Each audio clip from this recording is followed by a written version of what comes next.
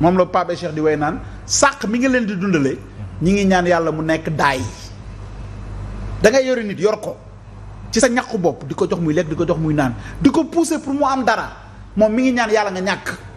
oui te fekk yaa ngi koy dimbali. dem nañ ba benn moment gëm loolu ñoo ne Sénégal yi képp ku ñàkk diw moo tax nga ñàkk mooy enseignant bee ngay gis muy dawal oto professeur de droit bi avocat bi kii tabax étage yi. si sa xaalis la jël tabaxee ba dem nañ ba ku réussir noonu ñi amul ngay doon. te àdduna tëddeewul noonu. le président Macky Sall man wax naa toujours ne man Senghor mooy sama président.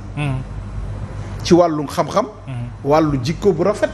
wàllu probité morale mooy sama président. absolument ak ni mu yore woon réew mi aussi fexe ba Sénégal nekk une grande nation alors qu'on est un petit pays. mais bu nekkee wàllu def dara ba ñuy teg ci bëtam ci wàllu économie wàllu koom wàllu développement tali. école lycée université. équité sociale fekk ay nit yu sonn nga leen di dimbali di leen jàppale. ndox village yu bari amuñu ko woon. électrification rurale fu ne nga dugal ko fa. wax dëgg yàlla bu dëgg rekk taxee. fii ba Ila Morphine fii ba Goudomp jàpp Kolda fii ba Tamba autoroute à péage ba Touba. quand même. BRT TER les étudiants seen bourse yi ñu yokk ko. enseignants yi ñu yokkal leen les médecins. mais kooku kenn raw ci Macky Sall. kon lan la fi la ba ñu war ko topp ci ces pays. parce que tout simplement y a des gens qui se sont levés état ñaari affaire lay am promouvoir l'ordre public d'abord parce que sans ordre public y a pas d'état. absolument. quand l'ordre public est là les libertés individuelles s'effacent. mu jël ay nit aar bien wu nit ñi aar réew mi xëy na am na ci ñoo xamante ne ñàkk nañ ci seen alal ñàkk nañ ci seen bakkan du ma ko tuutal lu bon la nanguwuma ko. waaye nag taxul ñu war ko jiiñ baaraam di ko comparer ay Dos Santos wala Pinochet wala keneen. très bien. kon nag bu loolu amee ñi nga xamante ne defaroon na leen te ñu teg ci seen bët cité religieuse yaa ngi nii foo dem état bi dugal na fa loxoom. bërki dem dama dem hôpitalu Touba. oui fait partie des meilleurs hôpitaux de l'Afrique de l'Ouest ñi ngi defar bu ñu mel à Tivaouane foo demee Ndiassane nga dem. Taïba nga dem Medina Gounass nga dem nu mu tuddati Medina Baye. Tivaouane seen résidence yi. ak yeneen. grande mosquée de Saint-Louis. qui est l'une des premières mosquées en Afrique. mu rénover ko ba gërëm lañ def réception bi. yooyu yëpp gars yi bëgg koo fàttee jiital benn événement boo xamante ni. mais ñoom nee nañ à quel coût. le président ñoom d'accord nañu li président Macky Sall def. mais à quel coût. dafa ndërmeel suñu ay finances publiques. dafa lépp loo xamante ni nii suñu ay bon loolu la ñu gëm. je vais dire une petite chose damay plagier. Serigne Mansour Sy Djamil dafa disait rien y a rien de beau pour Maodo xam nu mu ko waxoon. dara mënul la rafet ba tolloog dayoo El Hadj Malick. mais dama ne man Sénégal. waaw dara mënu fee rafet ba tolloo dayoo Sénégal. c'est-à-dire li ñu fi defee amul prix. amul prix. amul prix te dëkk dafa war a am dayoo. dafa war a am ay sagar. ba boo génnee ñu ne waaye saa waay yaa jekk waay. macha allah. Sénégal dafa war a am jëmm dafa war a am taar. te loolu pour man amul prix. amul prix. nu nu ko jëndee. jar mais nag ça veut pas dire. damay pousser nit ñi ñuy jalgati déedéet. TER bu nekkee lii la waroon a jar. nañ ko ci def parce que tey képp ku doon ŋàññi TER boo gisee TER bi sa xol dina sedd. BRT bi barki dem laa dégg ñu ni def nañ plus de 12 millions de de passagers.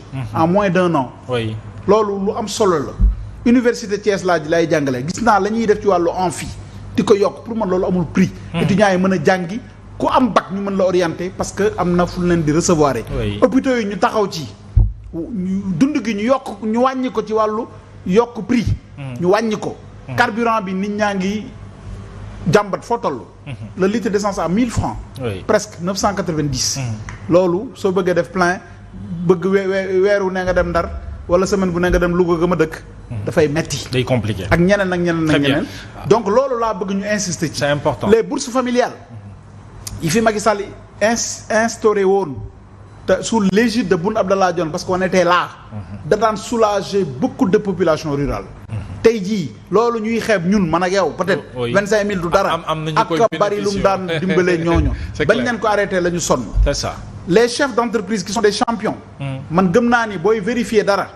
doo arrêter vérifier da ngay vérifier di limiter déplacement waa ji maanaam liberté provisoire bàyyi ko muy liggéey entreprise parce que ña ca gannaaw boote ci moom ñoo bari te boo ko téyee mën na yàq lu bari ci moom. très bien alors bu ñu ñëwee ci reddition des comptes sur la démarche ak ni nu koy defee ndax dal na sa xel on est en train de lever l'immunité parlementaire de certains ministres am na ñu tudd aussi ci certains dossiers naka nga jàngatee nu ñuy defee la reddition des comptes.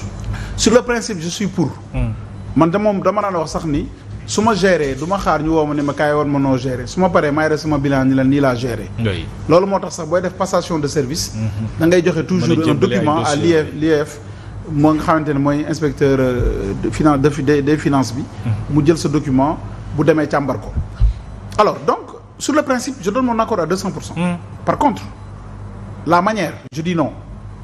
par exemple la manière. sunu grand frère Abdou Aziz Mbaye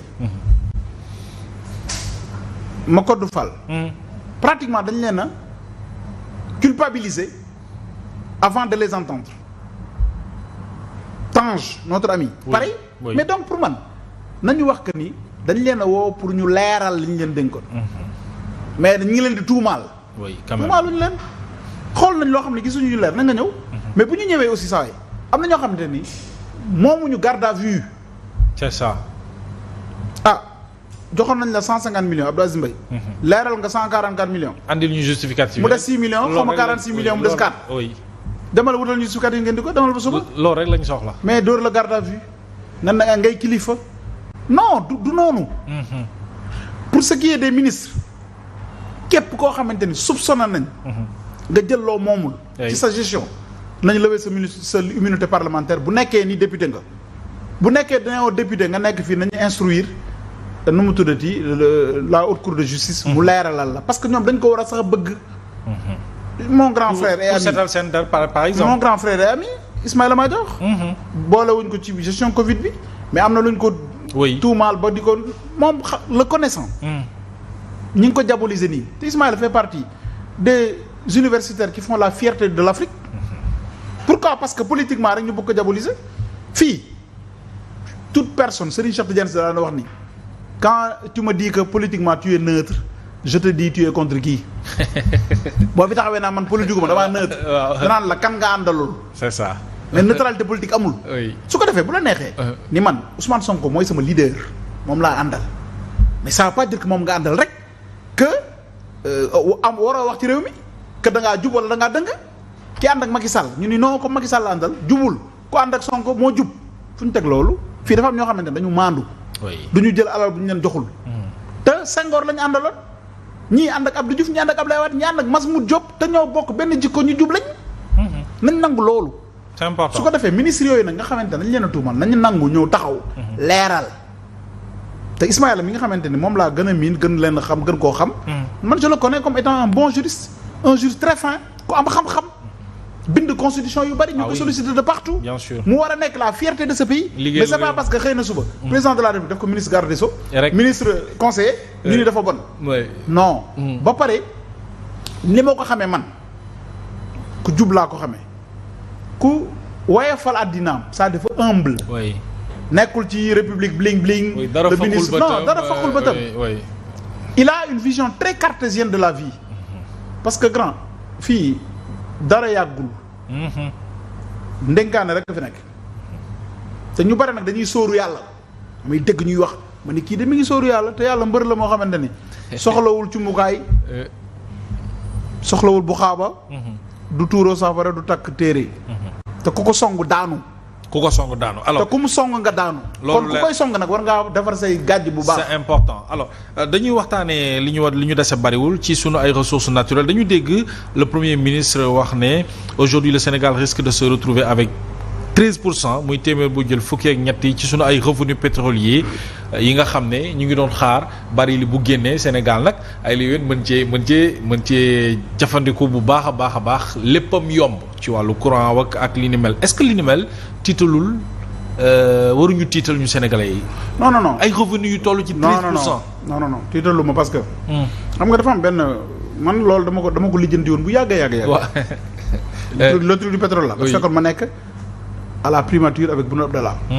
ñu bari dañuy fàtte que ni bi ñu wàccee Thierno Alassane Sall Boun Abdallah moo doon assurer intérim bi. c'était lui le ministre de l'énergie intérimaire. problème bi ñu doon wax total boobu xam nga Boun Abdallah moo signé. parce qu'il fallait que la signature du ministre de l'intérieur du ministre de l'énergie soit dedans. Oui. mais total bi ñëwoon fii ba coow loolu am parce que mu wutum pétrole. wër la da ngay seet loterie la da ngay jël sa xaalis def ci boppam bay bëgg a dee dem doo fekk dara. loolu nag moo dal sax total keroog. lu bari xamuñu ko. est-ce que xam nga total bi taxoon Thierno Alassane Sall dem dañoo dem wër ba sonn gisuñu dara ñu perte fay milliards yu bari dem jënd nañ Sénégal bu yàgg kenn mosu cee communiqué. pétrole bi dafa am deux temps dafa am le temps de l'investissement. jusqu'à découverte. ak le temps de l'exploration jusqu'à vente. foofu ñi investiroon di wër di seet ba am di liggéey ba pétrole bi génn ba ñu mën ko jaay seen xaalis ba ñu dugaloon dañ leen di fay. foofu la ñu wax ni 10% la Sénégal di am fay 90%. ñuy avancer di fay bu yàggee bor bi du jeex. oui après Sénégal bénéficié wu. Sénégal moom pétrole la mais du tee ñiy continuer di exploiter dañ leen di fay. am na ñoo xamante ni. ña ngi fay liggéey Sénégal du leen fay les salariés du pétrole là. ci pétrole lañ leen di fay benn pourcentage 3% 2%. la flore marine il faut ñu restaurer waat ko ce sont les clauses environnementales. bien sûr 2%. léegi. Cosmos Énergie day am dara. BP day am dara. Petrosen bu Sénégal day am dara 10% yooyu. Petrosen na koy jël. parce que Sénégal commercial c'est Petrosen qui représente le Sénégal. absolument bu ñu paree ñooñu ñëpp am seeni xaalis mooy bénéfice bi génn Sénégal da ciy taper un pourcentage de 25%. c'est ce qu'on appelle l'impôt sur les sociétés qu'on appelle en France l'impôt sur la fortune. L'impôt sur les sociétés 25% sur lu ne waay am. ba ci Petrosen Sénégal da koy appliquer sa fiscalité. xaalis boobu boo ko boolee plus le fonds séquestre. parce que am na benn fonds séquestre bu ñu tëj pour les générations à futur de 5% sur chaque production. boo ko boolee lépp Sénégal day dépense 50%. nekkaguñu nag ci période boobu. dañu nekk ci période fay bor. c'est bon à savoir. donc fii. oui. on connaît les choses on sait les choses on a été là. oui.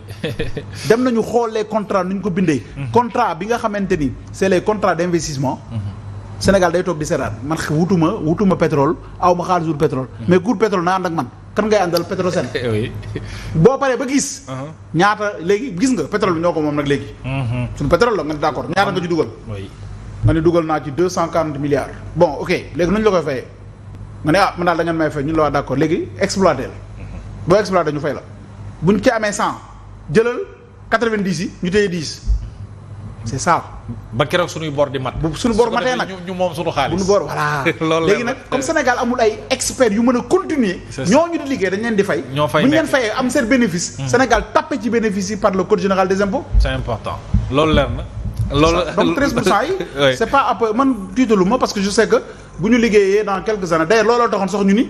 nañ ko def di 90%. pour mën a fay gaaw.